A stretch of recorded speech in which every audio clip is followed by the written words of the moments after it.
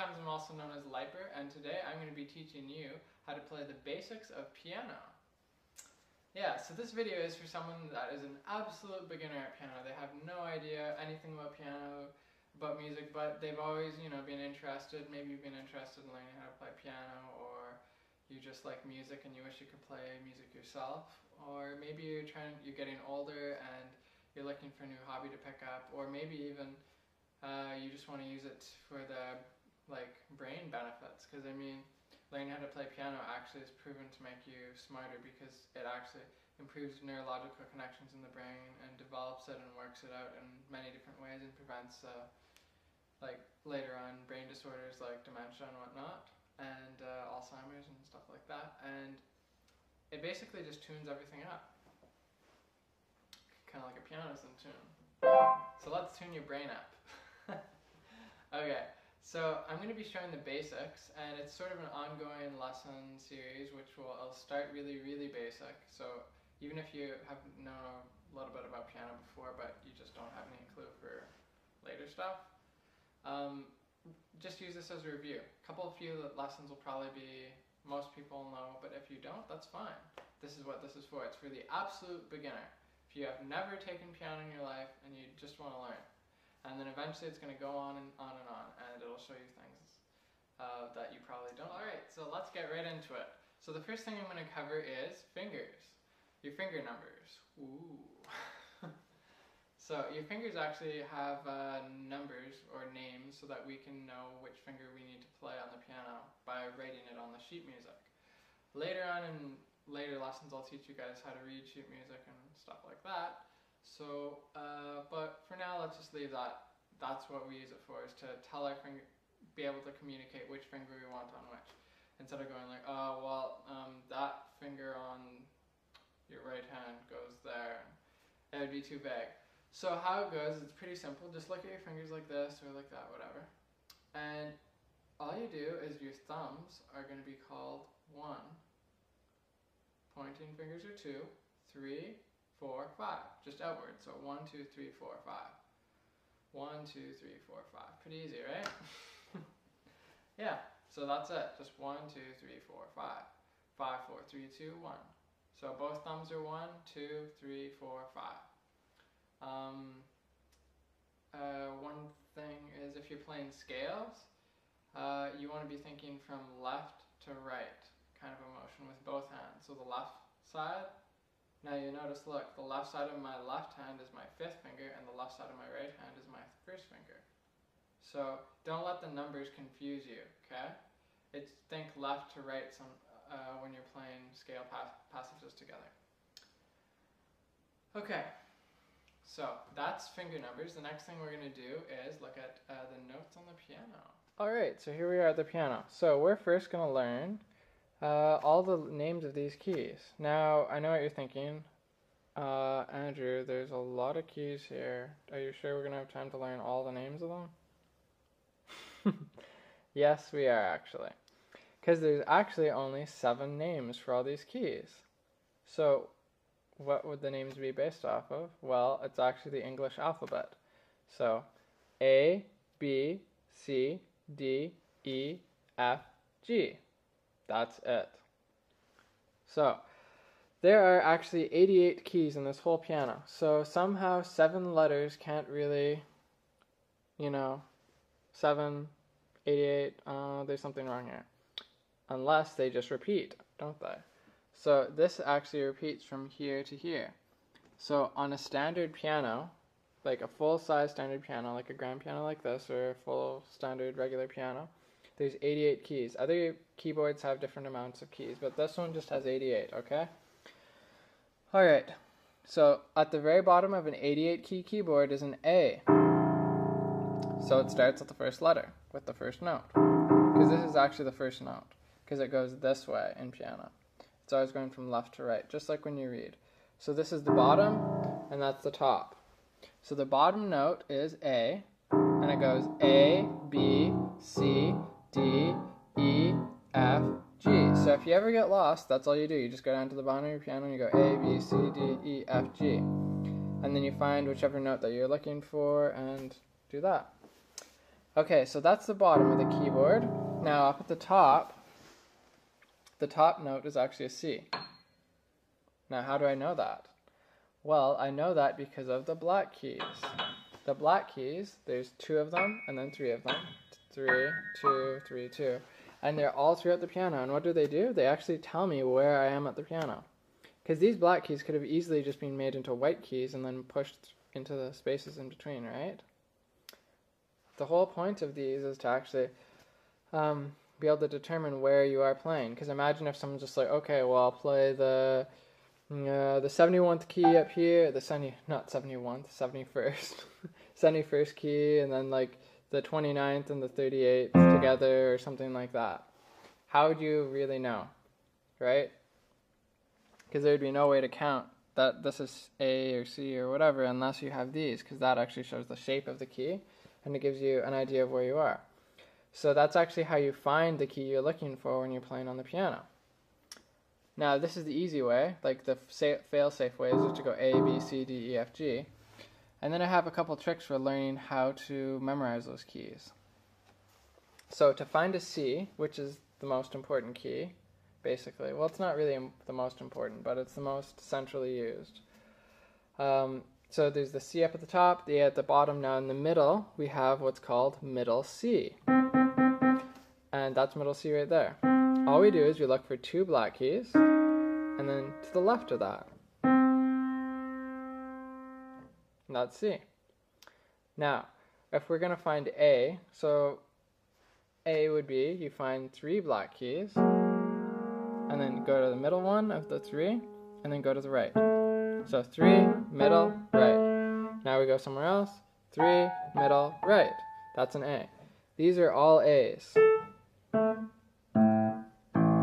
And those are all A's. Okay, so A starts there. If you ever want to find, you want to just count up the letter of the alphabet, you just go find those 3 black keys and go A, B, C, D, E, F, G. A, B, C, D, E, F, G. So that's how that works.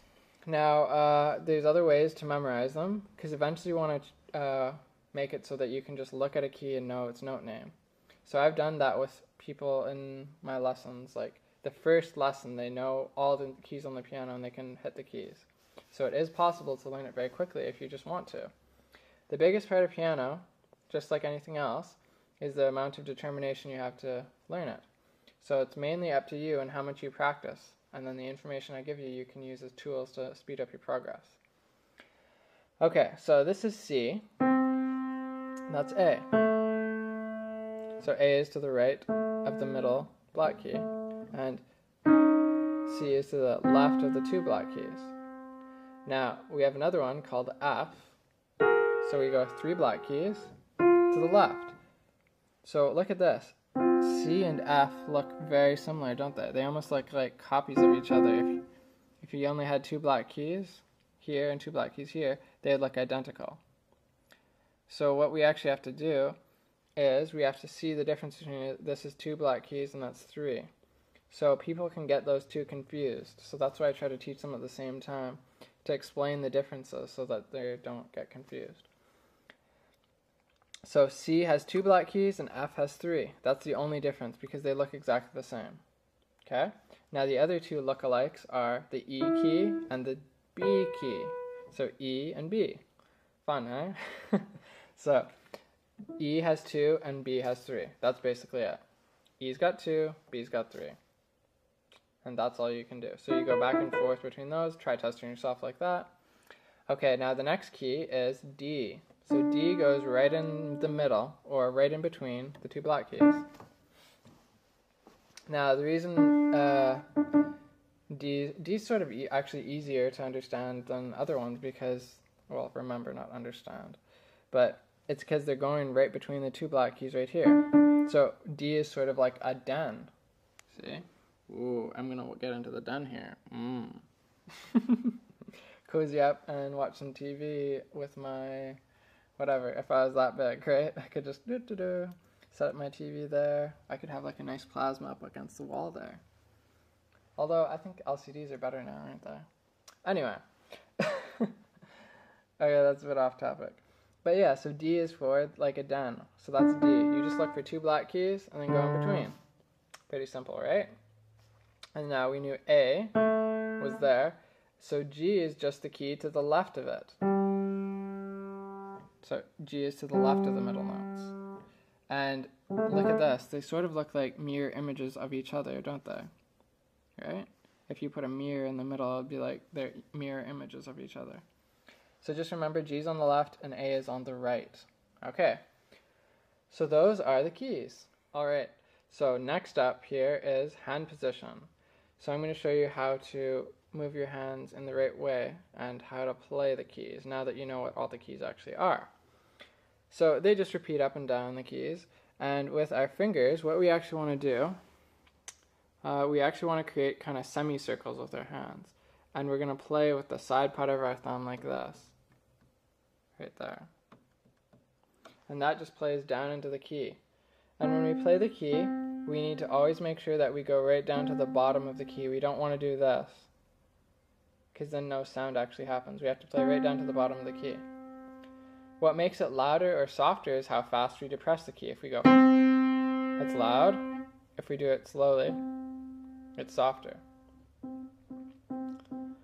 So just think of pushing more weight in to get it louder, and then just letting the arm weight of your hand just do the work for you if you're trying to get a soft sound. Okay? So that's how you press the key. Now, that's with your thumb. Your thumb is actually the most awkward finger you have. Probably some of the best ones, the best fingers for playing passages are these ones. Your second and third finger are your strongest 2 fingers, and then your fourth and fifth are kind of together and they're a little bit weaker. So they take more training. So you're probably going to find it easiest to play with these 3 fingers because we use them the most. Because how often do we ever like use our fourth and fifth finger to like open up a bottle of milk? Like never, right? So they need a little bit more training to get the neurological connections, created and stronger in those areas. So if you're finding, oh, my fingers aren't listening to me, I just can't play piano, don't worry about it. It'll all come together soon. You just got to practice and it'll be fine in no time. Okay, so when we play on the piano, we actually need to keep our hand very mediocre. We don't want to do this with our wrist. We don't want any wrist up or wrist down. We just put it in the middle. We don't want to be pushing our hands way up in the air or way down. We don't want to be playing like this. Like this is horrible to play piano like that. That's just a very, very bad posture, and it's not good. So what we want to do is keep our hand kind of level with the floor. So we're not going to have a dip in the wrist, anything too crazy. But the main thing here is not to get a stiff wrist. You don't want something that's stiff. We don't want to get stiff, we want to just be relaxed. So it should feel like your hand is like light and feathery. Okay, so keep your hand level with the floor, and then your fingers are sort of like bridges or archways. And you're just going to transfer the weight into those fingers. So what you can think of is you can think of a bridge. And there's like green grass on one side and green lovely grass on the other. And then there's like this cobblestone bridge, and it's going over these sparkling little streams and everything, or like a river. And it's going right through the little valley, and then there's people on top of the bridge. This would be the bridge, the finger. And they're looking down, and then whenever you do this, the bridge breaks, and everyone's like, ah, sploosh, sploosh, sploosh, and they fall into the river, and then alligators eat them up. So we don't want to feed the people to the alligators by doing this. Keep it rigid, like nice and strong, only for the time that you're actually hitting the note, and then relax as soon as you're done. So an exercise to do that is to play loud, and then as quickly as you can play quiet. Okay, that'll train you to relax your fingers quicker. Okay. So you're going to push down into the key, sort of with the arm weight that's already in your arm. And I'll get into more detail with that in a later lesson. So keep the fingers curved. Never do this. That's very bad. Keep them like that. Okay? And we're not going to overcurve them like this, because that's bad as well. You just let your hand drop and see how my fingers have a natural curve. Then I just let them kind of go onto the piano. And they were good. So keep them very relaxed. Okay? Now I'm going to teach you how to do a C major scale. So, a C major scale is one of the most basic things you can do. So we're going to start off with a 5-note finger pattern C major scale. Why is it called 5? Because I have 5 fingers. So we're just going to play 5 notes. So we start on guess what note for C major scale? C! So you find 2 black notes, put our 5th finger on C. Okay, and then we're going to play 4 on D, and we're just going to go up.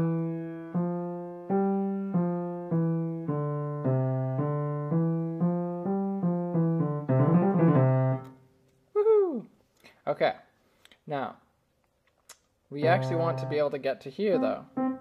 That's a full scale right there. We need to get to the next C. So we start on a C and then we end on a C.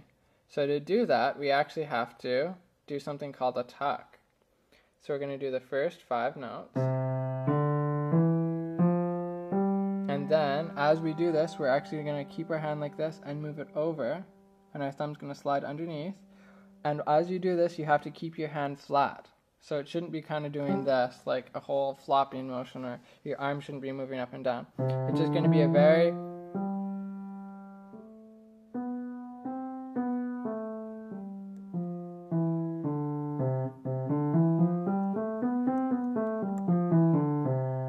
Okay. Alright. Now keep in mind that when I'm doing this, I'm also trying to film at the same time, so give me a break if my posture or something is wrong with the fingers. That's how it should look. So the tuck can be the trickiest part for some people, and they have some problems with it. So what I suggest for an exercise for that is do this. So you're going to play your 2nd finger, then your thumb, and then you're going to move over. So it should be a very kind of like this kind of a motion, not like this. It's sort of very horizontal, not vertical. So horizontal, it's like your hand squishes up like an accordion and then moves out and in. So, just like that. And then that's how it works. So it comes in, and then your thumb goes under, sort of like it's going into a cave.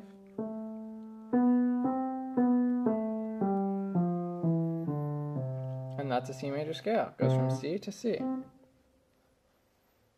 Okay, so when you're doing it, you should aim for a nice tone, so all the notes should sound even. You don't want this.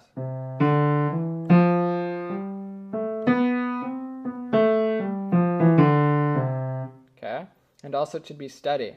So nothing like that's just horrible. So it should be steady. And all about the same volume. That'll create a nice singing tone. Like you want to aim, listen to your playing while you play, because it's very important that you judge how your notes are sounding.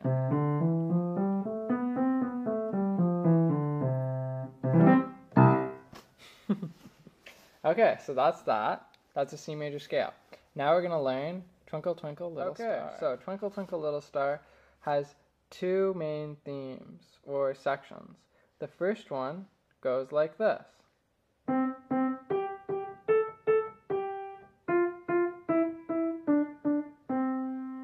That's the first theme. I'll play it one more time.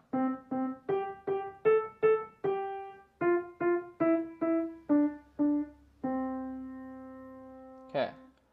Now, it starts on the C with your thumb, and then we're going to move our pinky like that because otherwise it gets into this weird crossing finger pattern, and I don't want to do that on the first lesson. Okay, so that's that. Now the second theme goes like this.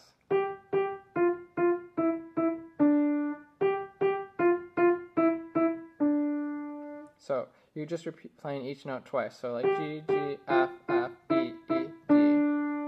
Now when I'm actually doing this, I'm not thinking the actual letter names, I'm just thinking down, down, down. Because I'm just going down and up and down and up. So try to think of direction instead of the actual note names. Only think of the note you're starting on and the note you end on. that'll cut down on the amount of work your brain has to do, and it'll simplify everything. Okay, so now that we know those two themes, we just do it in this order. We do 1, like theme 1, theme 2, theme 2, theme 1. So watch this. And then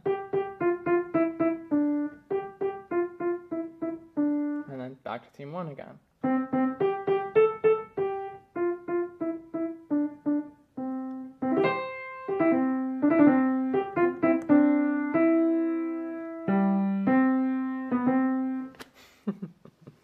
Just adding in a little extra there for you.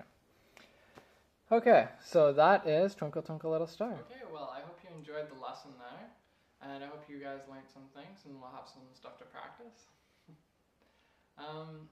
Yeah, so one thing I want to point out before we finish here is, I know I taught you a song here, but the main purpose of these piano lessons isn't to teach you a whole bunch of songs. You know why? Okay, people have probably heard this parable or story before. Give a man a fish, you feed him for a day. Teach a man how to fish, and you feed him for a lifetime. So my whole philosophy or goal here with the piano lessons isn't to like feed you fish into your mouth or songs. Like, here's another song for you, and here's another, and just eating all these things. Because then what happens is you have to be dependent on me to give you another song. And then that puts you in a system of where I have to teach you the songs, and then you can't learn whatever song you want to on your own. Which kind of sucks, because then what happens is you want to learn a song, and I'm teaching this song. So what happens? You want to learn a song, but I'm teaching this one. Because I don't know what songs you want to learn, because it could be anything. All people are different. So my whole goal is to teach you how to learn the song yourself. So this song, the Twinkle Twinkle Little Star song, is something that I know like everyone knows, it's familiar, and it's kind of like, yay, I can play a song now. So to start off, I don't see any harm in showing you a couple songs. But as the lessons go on, I won't be showing you any more songs pretty much. It'll just be giving you techniques on how to do different things in more advanced ways so that you can learn the songs that you want to. And because piano basically is just a song is a whole bunch of different techniques and kind of like tools put together, or functions, and then you just, if you know all the different functions, like if you know how to do polyrhythms and you know how to do a chord, then you can play that piece if that's all the piece is made up of. So what I do is I give you all the tools and the mechanisms, and I teach you how they all work and give you tips on how to do them. Then you practice them, and then you can go and you can learn any song that you want to. And then that way you can have fun with music and just enjoy it.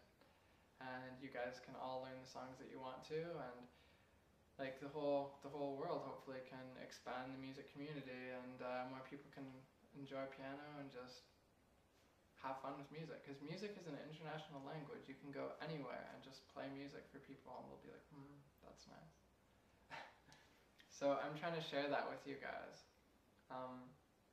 because there's just something in my heart that just wants people out there like you who's watching, wants to give you guys a chance to enjoy music, even if you've never had the chance before in your life, because maybe you didn't have a teacher, you didn't have books, or stuff like that. So I'm going to keep going with the lessons. This is actually a retake on all old lessons that I did before over the past 2 years.